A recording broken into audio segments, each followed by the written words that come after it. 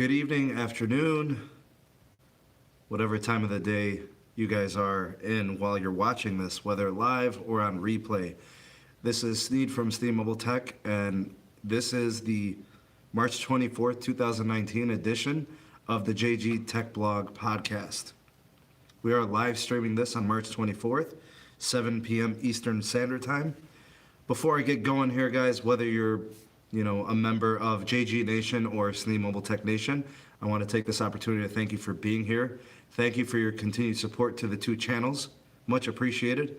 In terms of today's agenda, I don't know if you guys got a chance to look at the title, but we're going to be sticking to our guns here on the channel, and we're going to be taking a look at the state of the network for Metro by Tmobile. And I've got a handful of topics that I want to cover in today's podcast. But before we get going on the topics, as you guys are piling in, say hello on the podcast live chat. If you want to go ahead and get a shout out, give me your formal hellos. Let me know how my audio is feeding. Let me know how my video is. Hopefully everything is well. Go ahead and say your hellos and we'll give you a shout out there. Steam Mobile Tech and JG Nation style. All right, let's see who's in the live chat. We have Gary Nichols in the house. Gary, thank you for being here, buddy. Glad you can make it. Odyssey J, what's going on, buddy? Glad you could be here. Aaron C, glad you can make it. Thank you for stopping by. Rafael Perez, always good to see you here. Glad you can make it. K Deuce, good evening to you, my friend. Jeremiah, thank you for being here. Hello to you. Bluebird, thank you for stopping by. Much appreciated. Glad you could pop in the chat there. Let's see, we have Israel. Says it's really laggy. Hopefully that kind of works itself out here. Got a pretty good connection from what I could tell. I don't know, should be okay. Let me know if that continues to be a problem. Gabriel, glad you could be here. Thank you for stopping by. Mikey Tech, thank you for the update on that. Glad that it sounds good. Hopefully the video is kind of working itself out. I am using just the standard, YouTube tech, whatever is kind of built into the software there. Let's see here. Stellar Rams. Hopefully I didn't slaughter that. Hello to you as well. Thank you for stopping by. World Done Logan. What's up, bud? Glad you could be here. Just Panda. Thank you for stopping by. I'm not sure if we got to Gabriel, not sure.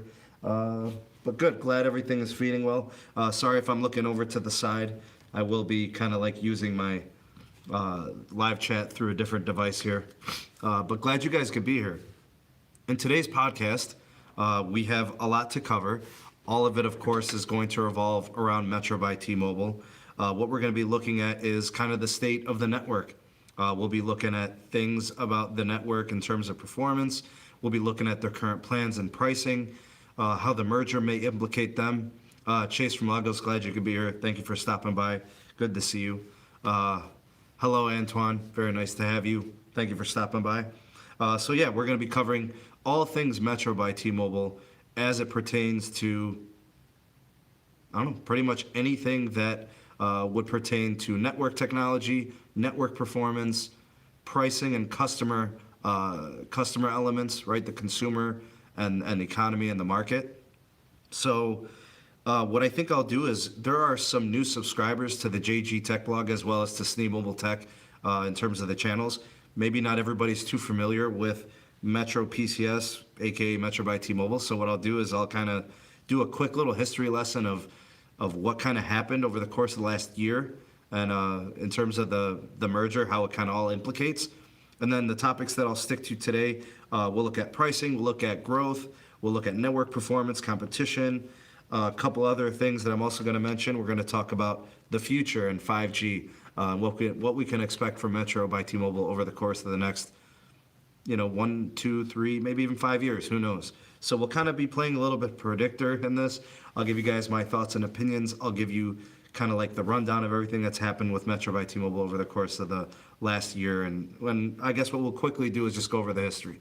So Wow, the live stream is great right now. We've got 35 watching. We've got 12 thumbs up. If you guys could, to get this thing popping off, go ahead and hit the like button. What that does, it gets it into the algorithm to get it kind of out there. YouTube can kind of push it out to others and notify them of what's going on. So if you could, go ahead and smash the like button. I see the likes are coming in. Thank you guys so much as you guys are coming in. Also say your hellos, and I'll try to get to everything that you guys want to talk about in the live chat. So I'll kind of leave the Q&A stuff towards the end. I'll look in the live chat periodically at the topics and see what your guys' thoughts and opinions are there. So again, welcome to everybody. Glad you could be here. This is the second edition of the podcast, and the topic today is Metro by T-Mobile, used to be known as Metro PCS. All right, so the first thing I want to do is go through a brief history of Metro by T-Mobile. So in terms of in the past year, a lot has changed. Previous to 2013, Metro by T-Mobile is actually Metro PCS and a totally different company. It was not owned by T-Mobile up until the year 2013. Obviously, it was a standalone company. The network was a totally different type of technology. Obviously, with the technology change and going with T-Mobile, the network changed quite a bit. The network obviously became bolstered, gave it a lot more potential in terms of growth, and it scooped up a lot of customers for T-Mobile. So the history of Metro dates back pretty far. They've always kind of been the type of carrier, a prepaid carrier, that was designed to build value and to offer, customers an option in the prepaid game that didn't break the bank but still gave them a good experience. So you didn't have to spend a lot of money to get a capable network and to get all of what you needed in your wireless care. So, dating back that, 5-6 years ago, when the merger, in 2019 is going to implicate a company that's been around for quite a while. So now, even though we did have the name change, Metro by T-Mobile, from Metro PCS last year, and there were some plan changes as well. It's just the evolution of a company, so I think it's just a matter of time till people start to realize that what T-Mobile's doing with Metro PCS and now Metro by T-Mobile, they've got big plans for the carrier.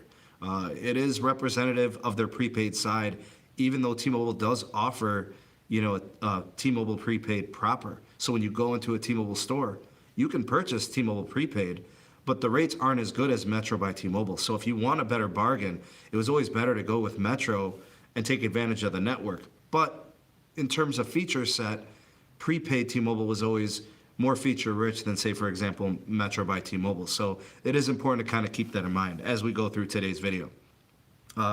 So the first thing to kind of talk about, I think, is, what exactly is the network like? In terms of the network, it is a very good network. I think T-Mobile does offer quite a bit in terms of speeds. I think it offers an improved coverage map. I think it is obviously grown quite a bit over the course of the last 5 or 6 years. Obviously, today, T-Mobile's network is very capable of delivering incredible speeds, especially on a market-to-market basis. I'm sure there are a lot of you out there that really are enjoying your service, whether you're on T-Mobile or on Metro. So, again, a very capable network that offers a great value. In terms of current pricing, unless you're on a grandfathered plan, kind of what you're looking at for plans, they do offer a $40 plan, which I want to say back in October or November-ish, received a double the data allotment for their high-speed data. It does not include hotspot or tethering, but it does get you 10 gigs of data. And they do have a $30 plan, which gets you 2 gigs of high-speed LTE data, and then obviously it can slow you down after that. So currently, they do offer 2 unlimited data plans. The first one, offered at $60 price point, gets you 15 gigs of hotspot data, gets you a couple of really nice features, gets you the Google One 100 gigs of storage, cloud storage, also gets you an Amazon Prime membership. Remember, that gets you 2-day shipping, that gets you of some video features, music, other Amazon perks that are associated with the service. And if you think about it, that is really, really a great value. I want to say the last I checked, Amazon Prime was over $90 for the annual fee. Last I checked, maybe that has changed, but in terms of a 2-line plan, If you were to go with that $60 plan, each additional line is $30. So 2 lines would cost you $90. 3 lines would cost you $120. And actually, I think the current promotion is 4 lines instead of $150. They're going to cost you $120, and then 5 lines will cost you $150. So that is kind of a perk if you were going to be, taking several lines over to this provider. From what I understand, Metro PCS does offer some nice calling features like Wi-Fi calling, so that's kind of nice that they offer that. In terms of the $50 plan, if you wanted to spend $10 less on that first line, you only get 5 gigs of hotspot data or tethering, but it does get you the Google One storage. 2 lines would cost you $80, 4 lines $140. So they obviously want to get people into the more expensive $60 plan. They want to be more profitable. They want to sell the higher end plan. So that makes total sense. They still do offer the 4 lines for $100. No tethering data there. It does kind of offer an option that's more like the bare essentials. So that gets you a good deal. They do offer some free phones with their services. So if you were to go to a Metro by T-Mobile store, or if you were to go online and shop for devices, they do have some nice added value there. I know for a fact that several different websites and prepaid carrier review channels have voted Metro by T-Mobile as the best overall prepaid carrier because the value they offer and the performance that they offer. So weighing those two things, they do quite well in offering value to customers. So that kind of runs down the plans that they offer in terms of the services. So really, they do offer quite a bit to their customers. A lot of people that have it, are usually pretty happy. Not many people leave Metro by T-Mobile unless they're leaving for some kind of a phone deal or a port-in special that can save them money with another carrier. Usually people stick with them and they really enjoy them. Looking kind of in the live chat, I could see some of you guys have some comments that you wanted to share. I see some people say that like OnePlus 6T is boss. He says the prepaid T-Mobile is a much better option. I'm guessing he's probably one of those users that is looking for, more high-end performance and feature sets. That might be the case. Obviously, the video resolution can kind of be a deal breaker for some, being that you're capped on Metro by T-Mobile at 480p video res. I think with T-Mobile's prepaid proper, you could probably do better with the video res. That might kind of be one of those things that you want to consider. Tech Twan, yeah, I'm in my classroom and I'm a school teacher and I was working on some lessons and doing some things. So yeah, I'm here. Big John Tech Review says the service is good. The only thing I don't care for is if you want to change out your SIM card between different devices, you have to call in customer care and have them swap your SIM. Yeah, and if you're going to do it in a store, they're going to charge you, I think, $15 plus tax. So one thing that would be considered negative. I agree. Greg A says, I have the 3 lines for 90 and a 4 for 100. Those are excellent deals if you're looking for those bare essentials. Really good price point. Israel Cruz says, when would the S10 get to Metro by T-Mobile? I haven't heard any word yet from any prepaid carriers on the newest of the Galaxy devices, so I'm not really sure. St. Louis Rams says they will not be getting the S10. I mean, I haven't heard anything. If anything changes, though, I'll definitely be updating my channel. Xander says, I'm getting 4K streaming on Metro. Not sure how you're doing that. Must be bypassing their video res restriction, or you have a previous plan. I'm not sure. So, yeah, that's kind of like where the pricing and the plans are currently.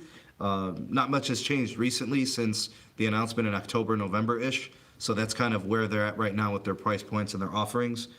In terms of growth and competition, shifting kind of towards what's going on in the prepaid space as wireless providers. In terms of the prepaid market, we've got about 80 million customers that are kind of in this prepaid market pool. You've got a handful of different companies that are considered big players in prepaid. Let's kind of go through some of those kind of rankings in terms of customers, total customers and population. So number 1 in terms of prepaid is TracFone. I think it's been the case for quite a while now. TracFone, I think the last I checked, had over, 23 million subscribers and customers on their network. Last I checked, it might be more, it might be a little less, I'm not sure. T-Mobile prepaid comes in at number 2. They've got over 22 million customers. Keep in mind that does include all elements of T-Mobile. So that's T-Mobile prepaid, that's Metro by T-Mobile, that's all of the MVNOs that T-Mobile has on contract. So that's 22 million overall. So they're kind of like knocking on the footsteps or kind of nipping at the bit to pass TracFone. Number 3 is AT&T. They've got over 16 million subscribers and customers on their prepaid network. That would be AT&T Prepaid, which has been showing a lot of growth lately, as well as Cricket customers and their MVNOs. Sprint comes in at number 4 with over 10 million customers on prepaid. That would be Sprint Prepaid proper, as well as Boost and Virgin and their MVNOs. And I think Verizon comes in at number 5 with just over about 5 million subscribers on the prepaid side. Not really a focus area for Verizon. They have never really kind of put in a lot of effort into the prepaid side. Just something a little extra to have to garner some more customers there. Now, if you think about all these numbers and the total population of all the different customers on all the different prepaid networks, if the merger were to go through, the new T-Mobile would have quite a few customers. So currently T-Mobile's at just over 22 million. If you were to add Sprint and their MVNOs and Virgin and Boost, the new T-Mobile would be the number 1 overall prepaid carrier. They'd be in over 33 million subs.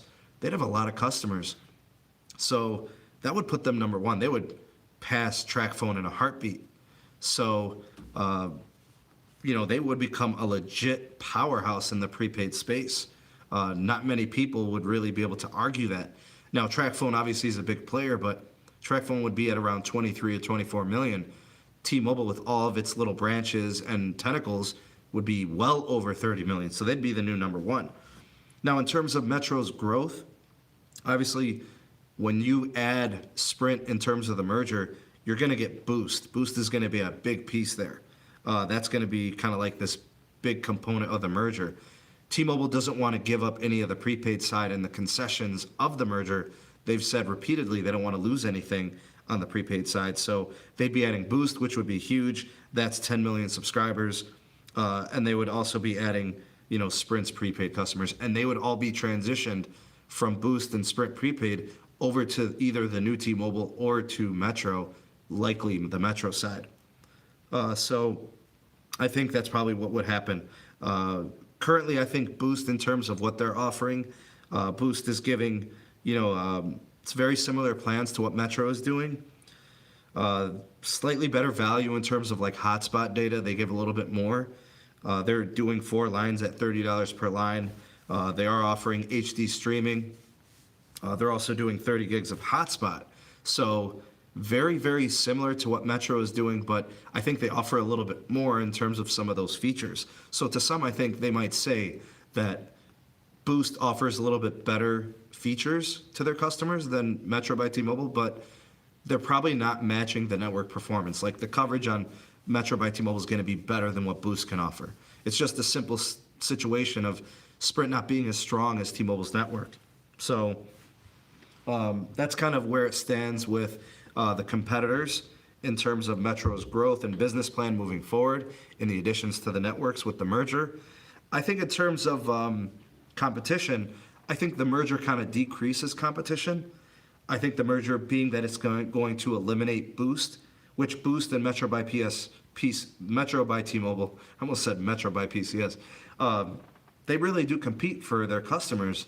So whenever Boost runs a promo, it's to take away from Metro. And when Metro runs a promo, it's to take away from Boost. So that element is going to be completely eliminated. So there's going to be less competition on the prepaid side. And I think it also affects MVNOs directly. So, that's kind of where it stands. I think this sector, this business segment, this market is really cutthroat. And that's to the benefit of the consumer. So with carriers and prepaid options kind of dwindling, I think it's going to affect the consumer market. You're going to see people starting to have to pay higher amounts because they have less options in the prepaid side. So I'm going to go ahead and look in the live chat, see what's going on there. Let's see here. You guys talking about the S10 there. I see everybody's kind of amped up on that.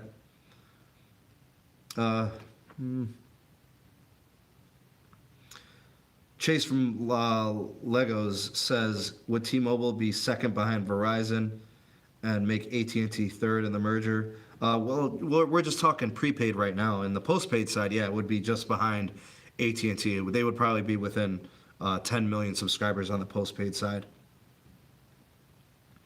Let's see here. Gabriel says Sprint sucks and Boost. That is why they need the merger. Yeah, they kind of lag in a couple of different areas. Obviously, the coverage in some areas is spotty. There are some areas that Sprint does very well in. Their market performance is very good, and others that kind of leave a lot to be desired. Gabriel says Cricket is better than Metro. I'd say in coverage, you're probably right in available LTE. In terms of value to performance, that's arguable. I think Cricket has pretty tight restrictions on their resolutions, on their speeds. So yeah, I mean, they're not the perfect situation, but I'm sure for some people, it's probably a nice situation, and Cricket fits the bill. Let's see here. Yeah, D. Harris, I think they do need the merger pretty bad. I think that's a good point. All right, so that kind of like summarizes what we have going from the competition standpoint and Metro's growth. That's kind of like the state of the network there. Now, excuse me, guys, 1 second. It's a long podcast here. I don't want to lose my voice. In terms of network performance, I had to do a little bit of research on this, looking up some of the data performances, looking at things like LTE availability, looking at latency, ping times, also looking at LTE speeds in terms of download and upload. I was able to find some really nice concrete evidence and data from a couple of different organizations, and I think for the most part, this is probably why Metro by T-Mobile is considered to be the best overall performer in prepaid. They offer some of the best speeds at the price point for prepaid. So you can obviously go postpaid. You're going to be paying a premium for your service. But when people are getting prepaid, they're looking for value. So the fact that you're operating on the T-Mobile network, you're getting great speeds, you're getting, excellent improved LTE availability, it really does make a lot of sense for people to look this way. Now, in terms of the performance, obviously they're on the T-Mobile network, so coverage is pretty good, especially from city to city. Their coverage has expanded, especially with Band 71 and Band 66. Band 66 getting them great capacity, Band 71 being that low-end spectrum, that really low frequency that gets great coverage and penetration through buildings. It's been a huge win for them over the last couple of years in the Band 71 rollout.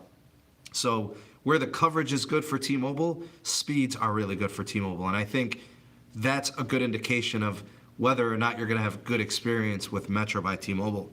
So I was looking at some of the Open Signal reports. I tend to think that Open Signal is a nice kind of, I guess, just like a snapshot of network performance amongst the carriers. The nice thing, if you go to opensignal.com, you can actually see a city-by-city breakdown of which networks seem to perform the best in certain cities. So like if you live in like Flagstaff, Arizona, or Dallas, Texas, or Cleveland, Ohio, or New York City, you could see which networks seem to be performing the best by carrier. So in terms of what you're getting out of the network performance from Metro by T-Mobile, on the prepaid side, in most cases, and MVNOs as well, you're kind of getting deprioritized at times. So it does kind of suck that you're at the bottom of the totem pole, and that when there's going to be network management, you're one of the first ones to get slowed down. It doesn't matter if you're an MVNO, or you're Metro by T-Mobile, or you're T-Mobile prepaid. The prepaid side is always first to get slowed down. They seem to give priority to the postpaid side. So because they're paying those higher rates, because they're giving, this higher price point, they try to give those people, those customers, a little bit of an edge in terms of network performance. Now, there are times where networks become so bogged down and so slowed that it doesn't matter if you're postpaid or prepaid, everybody's getting slowed down. So, take what you can. I feel like T-Mobile does a pretty good job of managing their network to keep their customers happy, to keep the LTE strong. Now, in terms of Metro by T-Mobile, I think one of the biggest fallbacks in terms of the network performance has to be their video resolution limitations coming in at 480p. Now, don't get me wrong. I think when you know what the restriction is, so you know that Metro by T-Mobile does a 480p video resolution restriction, you're probably cool with it, like you knew it going in. So it's not like you're blindsided by that. And a lot of people, for the way that they use their devices, 480p is usually good enough. Me personally, I really do appreciate HD. I mean, to me, 720p is kind of a bare minimum, personally. I think 1080p is kind of the standard. And obviously, Quad HD is like best case scenario, 4K moving forward into the future. But in terms of looking at a 5-inch or a 5.5-inch or a 6-inch screen, maybe 480p is fine, at least for now. Maybe as the screens continue to grow in size and they increase, maybe 720p and 1080p does come to Metro by T-Mobile at some point. And I think, obviously, in some plans on Metro by T-Mobile, kind of having those hotspot limitations, all these different things kind of go into the network management side. I would actually prefer that if my network was steady and strong, I wouldn't mind 480p resolution. I would hate for my resolution to be restricted and then the network still couldn't keep up. So if the video restriction limitation with the hotspot limitation keeps the network running well and keeps my video playback from being disrupted, then I'm okay with the limitation. And I don't know, maybe you guys are kind of the same on that. I could see some of you guys in the live chat. It says, Greg A says 480p is fine, especially if you don't have plus size device. Yeah, so if you're on a 5-inch display, 480p is probably good enough. I'm sure that if they offered 720p, a lot of you would be very happy. Yeah, D. Harris, I agree. I think 720p is kind of where it's at. 1080p is obviously ideal, full HD. So yeah, there's obviously that restriction. In terms of the merger and how it implicates these restrictions, I think the merger is going to offer a great potential for improvement for customers that are with Metro by T-Mobile. So here's the way I kind of view it. If the merger is to be approved and the T-Mobile network is going to be benefiting from additional, new types of spectrum that they never had previously. We're talking the 2.5 gigahertz from Sprint. We're talking about macro site expansion, micro cell expansion, a lot of resources that T-Mobile wouldn't have on their own just yet. They would be able to expand the network. Coverage would expand, LTE would improve, LTE availability, LTE speeds, and then of course, throw in the fact that 5G connectivity could really become a thing in the very near future. Just think about the benefits that could offer to customers. So even though my prediction is that prepaid would be negatively affected by the merger, I think prepaid performance and the networks would improve. So Metro by T-Mobile customers, I think within just a couple of years, you may see the 480p video resolution lifted to 720p. You might even see it lifted to 1080p, who knows? T-Mobile seems to be a total disruptor in the network space. They might say, well, let's just upgrade it completely, Think about how the merger could make the network so strong that it would be able to handle 1080p no problem, whether postpaid or prepaid, wouldn't make a difference. So, I see a lot of potential there, and I see a lot of potential in Metro by T-Mobile customers getting a lot of additional perks in the case of hotspot and tethering. Could you imagine if you were a customer on Metro by T-Mobile and you had the $30 plan, and with the merger they said, you know what, here's 10 gigs of hotspot data for free on us, just as a perk. Or then they took say the $60 Metro by T-Mobile plan, which gets 15 gigs of hotspot data. What if they tripled it or quadrupled it and gave you 50 gigs of hotspot data? All because the network's capacity is there.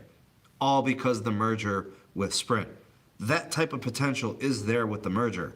I've really come a long way in how I've started to think about the merger and how Sprint's disruptive nature, T-Mobile's disruptive nature could really change the game in prepaid too. So that's kind of the way I see it. I think Metro by T-Mobile, Boost customers, whether you're Virgin or any MVNO, you have a lot to gain in the merger in terms of network performance. Maybe not pricing, but definitely in network performance. I think that potential is really there. So, I don't know. Maybe you guys see it the same way as me. Maybe you don't. I just know that the potential is definitely there.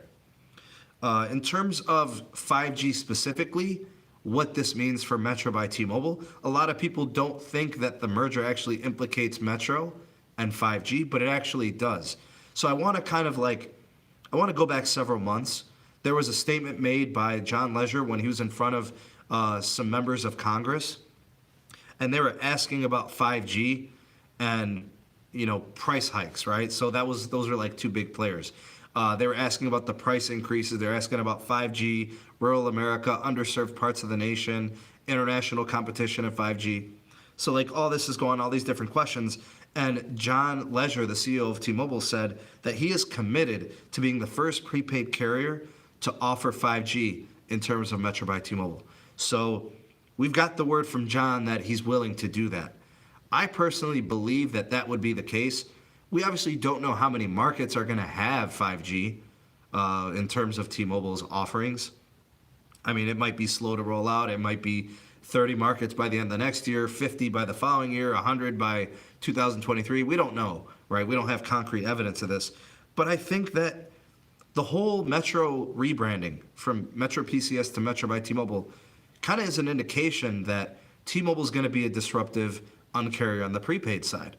So I think this does give us the opportunity to maybe see that he'll probably follow through on this. We may see 5G in the Metro branding sooner rather than later. I mean, John Legere, the CEO, says we're going to have 5G in Metro by the end of 2019. I mean, that would be great. That would be, like, incredible. I don't think Verizon would follow suit. AT&T is definitely not going to do that with Cricket. And, Sprint's very limited in what they can do at this point, knowing that all their eggs are in the merger basket.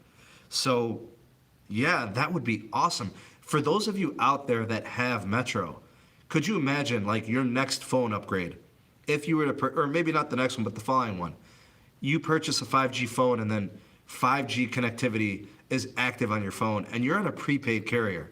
That to me sounds like having your cake and eating it too.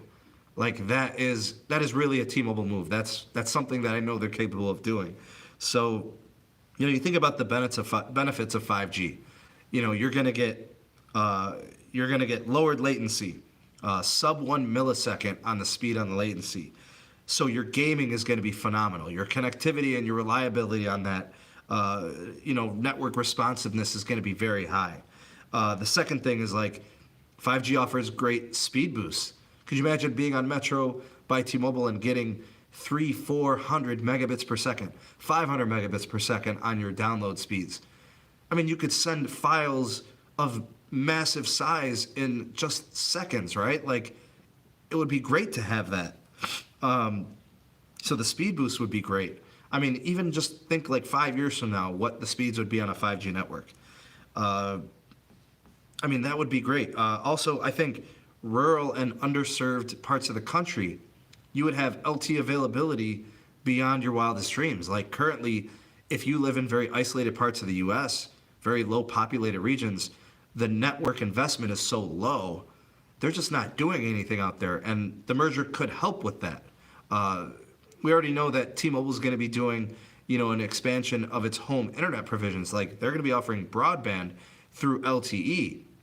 And again, the merger implicates that. It really is going to rely that Sprint Spectrum is going to be the main cog in that. So, yeah, T-Mobile's being a huge disruptor in all this. And I think Metro by T-Mobile customers would be enormous beneficiaries of it. So that's kind of my synopsis on the current state of Metro by T-Mobile in terms of all the elements of the current state and what's going on with the future of Metro by T-Mobile. So I'm going to hop into the live chat. And again, guys, I'm about 35 minutes in. That's usually my goal with the live stream and the podcast. So if you have anything that you want to kind of mention, go ahead and put that into the live chat. We'll try to get to it before I kind of cap off the live stream. Young Y No NG Lang, I'm sorry I slaughtered your name. I'm sorry, buddy. Says, does Simple Mobile get 5G? Not sure about Simple Mobile. I know that Google Fi, an MVNO of Sprint and T-Mobile, would get 5G. I know that Metro by T-Mobile would also get 5G. So 5G is not going to be limited. T-Mobile's looking to add it to their prepaid carriers. I'm just not too sure about the MVNOs just yet. Alfred Tech says, I'm not afraid of John Legere and the merger. I'm afraid of what happens if he gets booted out or if he resigns. That's the mobile anti-Christ will swoop in as CEO. I wonder who you're referring to. I'm not really sure. Tina Rivers says, hello, what you think talking about? We're talking Metro by T-Mobile, the current state of the network, the current state of 5G, and how the merger kind of implicates it. Gary, I try to look at the merger from all angles and how it implicates different sectors like postpaid, prepaid, MVNOs. It really is a very dynamic merger. There's a lot involved here. And I think T-Mobile being such a disruptor, kind of the way they are, the Uncarrier, it does kind of stand a chance that we see a lot of changes in the mobile carrier space in the next couple of years. So yeah, there's kind of a lot to take in. Tina Rivers says, when would Metro get it? As soon as it's available. So whenever T-Mobile has hardware put out and has the network ready, Metro is going to be getting 5G. They're kind of sticking to their guns on that. They've said it and they're committed to it. K-Deuce says, what Metro phones can handle it? Nothing as of just yet. There's no Metro by T-Mobile phones that have 5G. There's actually no T-Mobile phones that have 5G. Currently, there's only a couple of 5G phones right now. We've got 2 phones that have been announced but haven't been launched. So we've got the Samsung Galaxy S10 5G variant. There's going to be the LG V50 5G variant. That'll be 5G ready. But again, those 2 have not been launched. They haven't been really, put out for commercial sales. So the only phone that is actually 5G ready is a Verizon model Moto Z3 with Moto Mod. And it's a 5G Moto Mod. It's got its own dedicated battery. It's got its own set of 5G antennas. That's the only way you're getting 5G right now. And that's limited to just 2 cities. It's Chicago and Minneapolis, Minnesota. So 5G very limited right now. I mean, extremely limited. So we'll probably get a couple of devices, I want to say by 2020 for Metro by T-Mobile. T-Mobile's 5G should be ready by the end of the year. I'm hearing the end of Q3. Who knows? That could change. Things could kind of get pushed back. Device availability could be very limited. So who knows what that's going to be like.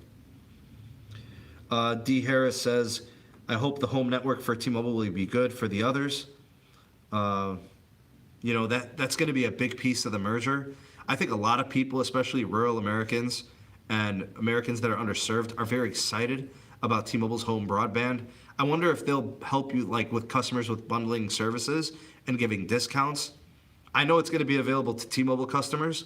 I'm guessing it's also going to be available to Metro by T-Mobile customers. Because, if you were to bundle services and maybe offer some savings there, could help customers in that respect.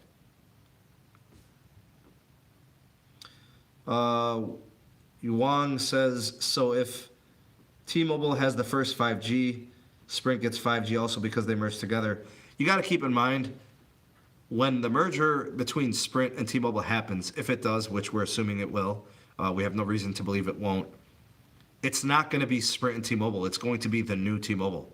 It's going to be a bunch of Sprint customers that are going to be transitioning to T-Mobile plans. That's kind of my assumption. They're going to be decommissioning quite a bit from the Sprint side. They're going to be allocating all the resource to the T-Mobile side. There will be no separation between Sprint and T-Mobile. Everything's going to be transitioned to the new T-Mobile. I'm guessing that they'll keep all the Uncarrier benefits. They'll let people keep grandfathered plans. They're going to commit to price. They have price commitments. They're not going to have any raising of rates for 3 years. I'm guessing after that 3-year window, we could see postpaid pricing increase. We could see prepaid pricing increase. But John has committed to 3 years after the merger. So that's good to know. Raphael says, who's your internet provider? AT, I'm not sure if you're even referring to me. You got it, Wong. No problem. Glad you could be here. Thank you for participating in the chat. So yeah, that's kind of what I wanted to cover in today's video. We kind of hit the 40-minute mark. My goal is to always give you guys a 30 to 40-minute podcast. That's kind of the current state of Metro PCS / or AKA Metro by T-Mobile. That's kind of where I see the plans. It's kind of what I see, in terms of the performance of the network. That's how I see their market share. That's how I see, how the merger implicates them. So I do, again, want to thank you guys for taking the time to watch and participate in the podcast. Whether you're a Sneed Mobile Tech Nation member from the Sneed Mobile Tech channel, or you're part of the JG Nation. My name is Sneed from Sneed Mobile Tech. Thank you guys for taking the time to watch. See you guys next week for the podcast. Same time, same place, 7 p.m. Eastern Standard Time here on the JGTechBlog.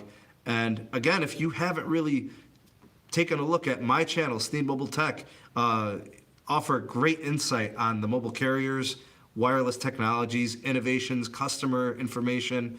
The updates are there. The video, library has really started to fill up a lot of specials. The channel is growing, and look into that. If you like what type of topics we're covering here on the podcast, I definitely encourage you to check it out. Go ahead and give it a look. Consider subscribing.